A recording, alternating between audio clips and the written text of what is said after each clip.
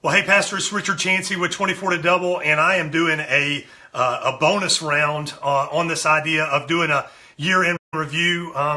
Today I'm talking about 10 and a half reasons you need to be doing a year-end review. Now, Monday, I did a full breakdown of how I do my year-end review, and because I was pushing that training out through a software program on my computer to live stream, it didn't get nearly the reach that my normal videos do. So I thought I'd do a bonus round here and just convince you that you need to do a year-end review. Now, for those of you that missed it or you want a really good structure for how to do a year-end review, you can click the link above this video, that 24todouble.com/year-end review.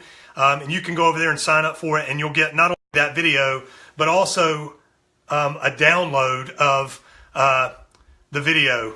You'll get the download of the video as well as the download of the document that I'm talking about in that video. And I just got a weird message on my phone, so I hope that's not meaning that nobody's hearing me. So if you're on and you hear me, if you can give me if you can like the video or something like that, or write a comment, that'd be huge. Otherwise, I'm just going to keep working on this. Okay, so here's the 10 and a half reasons that you need to do a year-end review. The number one thing is to hear God's voice. Now, I know for most of you, you're spending a lot of time doing that, prepping sermons and doing that kind of thing. That's not what I'm talking about. I'm talking about from a macro standpoint of hearing God's voice for you and your ministry. Most pastors that I know are experience a gap in ministry, and that gap is the gap between the ministry that they were called to and the one that they're actually experiencing. And I think it's important that at least once or twice a year, you're taking a big chunk of time to sit down and truly hear God's voice about the vision for your life, your ministry, and your organization, your church. Number two, the second reason to do a year-end review is to break the cycle of confusion. A lot of times when we get stuck, we're stuck because we just haven't taken the time to do the one thing that will get us unstuck, and that's to think. And you need chunks of time to take a step back, look at the problems, and go, how do we get unstuck from this thing? Number three, you need to define what's working. I think it's very easy in our culture, especially when it's so easy to see what other churches are doing really well. It's so easy for us to look at what we're doing and think what I'm doing is not good enough. And sitting down and writing down what's working will help you come back in line with just how much God is blessing you. You don't have to have the biggest church. You don't have to have the best givers in your church. God is doing something amazing, and I think it makes a lot of sense to take a few minutes and just go, hey, God, remind me of your blessing. Don't let me turn the things that you've blessed me with into a curse by not focusing on them or focusing on the wrong things. The fourth reason is to realize what's broken. I think it's really important to kind of look at your church, and in here I put old wineskin just to remind myself. There are some new ways of doing church. There are some new ways of reaching people that are going to be very hard to fit into an old way of doing church. There are things like Facebook live streaming, which we're doing right now. There's things like email that you can use to really reach out to people, to help people in your church invite their friends. There's a lot of things that we can change that will help us go forward. And then on the other side of that, there's a lot of effort that we put into things that simply just aren't working anymore. And Pastor, if I gave you 3 minutes, you could probably give me a list of 10 things that your church does that just don't work anymore. In fact, one of the lessons that I learned when I was working for John Maxwell was actually when we had Peter Drucker. I think he came in, or he live Skyped in for one of the trainings we did, and Peter Drucker said we had this idea called systematic abandonment that we used, meaning we would start things knowing that they would work now, but stop working in the future, and we would kill them before they stopped working. And I think that's a huge idea for us to grab hold of as leaders in our churches. Number five reason to do a year-end review is simply to know the one thing. I talk about this a lot in all of our trainings, but the book, The One Thing's had a huge impact on me. And the book, The One Thing, the big line in it is, what's the one thing? Such being done makes everything else either easier or unnecessary. What's the one thing? Such being done makes everything else either easier or unnecessary. And I think taking time to really hear God's voice and say, hey, do more of this is critical, because when you figure out what that one thing is, I think what you'll see is church growth, giving, and spiritual maturity goes up and to the right on the chart in your organization. The sixth reason is to do a review is to align yourself with God. I feel like I'm constantly trying to get God in line with what we're doing. Okay, this year in review helps me sit down and get myself back in line with what God is already doing. It also makes me incredibly grateful to be able to look at what he's doing and then join up with him, partner with the local church to do what God is trying to do in the world through the church.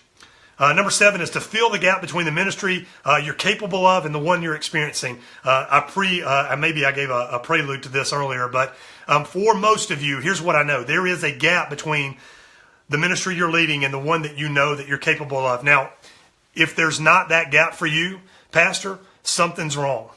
Okay, you've stopped hearing God's voice about where you're going and what he's calling you to do. There should always be a gap. When you look forward, there should be a gap. When you look back, you should be in awe. In fact, most guys, when they look back, they say, I never knew it would be like this. I never envisioned that God would do this in my ministry. And the reason you never envisioned it, because he's only going to give you the next step. That thing may seem huge, but he's only going to give you as much as you can put your mind around and still keep moving forward. Okay, so it's a huge reason to do that, is to figure out what the gap is and start to fill that gap so God can expand the vision for your church. Number 8 is to 10x vision. Now, you may be thinking, well, Richard, all we're trying to do is double our church, which is a huge thing. In fact, in 24 to Double is what we talk about, how to double your church, okay? But if that's your vision, what would happen if you said, hey, instead of going from 100 to 200, we're going to go from 100 to 1,000. Now, you might be saying, Richard, you don't know my city, you don't know where I am. Here's the thing. This is what I want to challenge you to do in your year in review, is to just say, what if? What if we were going to 10x the number of people? What if? Is there room for that in America, Pastor? Absolutely there is. There's plenty of people that don't know Jesus, that don't know the value of being in a relationship with Jesus, what it means today and what it means 100 years from now, right? Plenty of room for it. The reason I love the 10x mentality is if you were to say, hey, we're going to 10x our church in the next 2 years, what that makes you do tomorrow to wake up and do. Because doubling your church it's a great start, but I think there's plenty of room for us to continue that thing. Thinking 10x will change the way you think about how to go forward, and I think that's a really valuable thing to do. Number 9 is to get on a wall. This comes from Nehemiah. I was sitting down with a friend of mine a year ago, and we were talking about these different opportunities. He's the men's pastor at a big church here in Atlanta. And he said, man, we could do this or we could do that. And I really want to do some of this. He said, but right now I'm on a wall. And then he just kept talking. I was like, whoa, man, what did you just say? And he said, I'm on a wall. And I thought, am I on a wall? And then I went back to my house and I built a wall. I started figuring out, hey, what is it that God has called us to do? And we feel like it is to invest in the people who are investing in the people in the church. And that's you, Pastor. So get on a wall. Know what the wall is and climb up on that thing.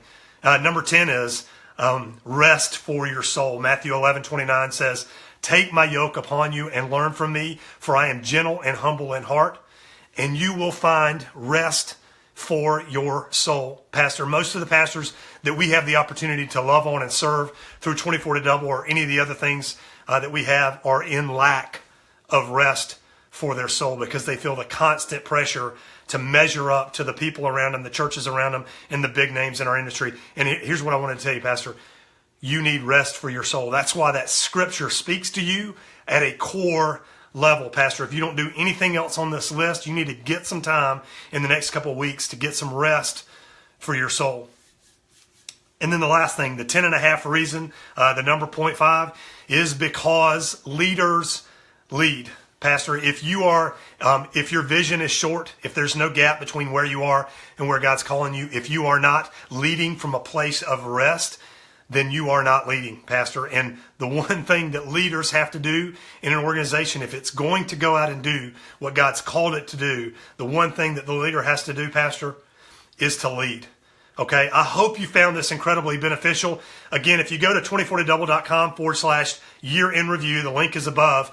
You click on that, you sign up, you're going to get on our email list, which you can opt out of right away if you want. The reason we do that is because God has called us to add value to you, to invest in you, and to help you reach the people who are far from God, but right outside the doors of your church. So we want to start that relationship with you. As soon as you opt in for that, you're going to go to a thank you page that's got about a 30-minute rundown of how to do a year-end review, and then the document that I use for that. You can take it and use it as a framework for what's going to work for you, but I think what you're going to find with this is it's going to be incredibly valuable as a starting point for spending a couple of days with God, one day looking back and one day looking forward. And then my big ask is this, Pastor. You'll be on our email list then. Just reply to any of those emails after you do this and let me know how it goes. That's fuel for us. That lights the fire of me and Pastor Lawson and the whole 24 to Double team when we know that what we're doing for you is adding value. Okay, so go on over there now and get that, and I will catch you on the next live stream. Hey, thanks. T. Keith Hicks. T. Keith Hicks. Is that your pastor name, Keith? T. Keith Hicks? That sounds like, man, that's what I would go by if it was me. Hey, thanks, Derek, for being on. And anybody that's watching this after the fact, the link will be live for as long as there's an internet, unless Jesus comes back, in which case it'll just be a video of this wall. All right? Thanks. I'll catch you on the next live stream.